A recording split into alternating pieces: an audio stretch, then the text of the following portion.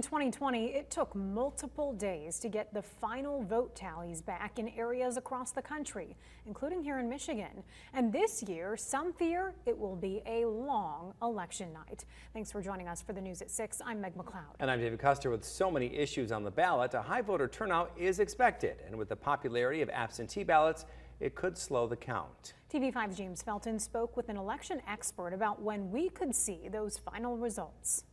How fast it comes will all be dependent on how many ballots are returned election day. Mary Clark talking about the reporting of much anticipated election results this Tuesday. Clark is the immediate past president of the Michigan Association of Municipal Clerks. She tells us if a bunch of absentee ballots are returned to a clerk's office just before 8 p.m. election night, it will reduce the speed of posting results. That's because the clerk's office has to verify signatures on those ballots. You're looking at least an hour to get that last bunch acceptable and approved to go up to the AV counting board.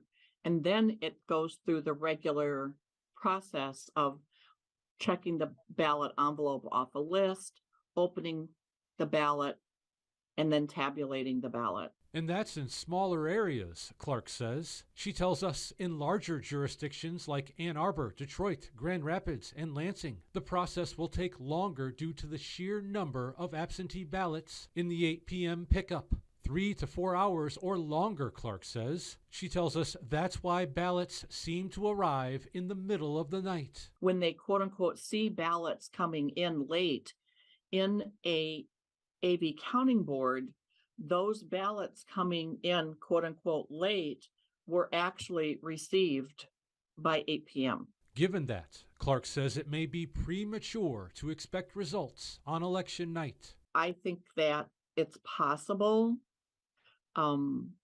that final results will not be until final until Wednesday morning with everybody. And Clark tells us if you're voting absentee and want your ballot to be counted, the time for mailing it in has passed. Don't mail them and do vote. James Felton, WNEM TV5.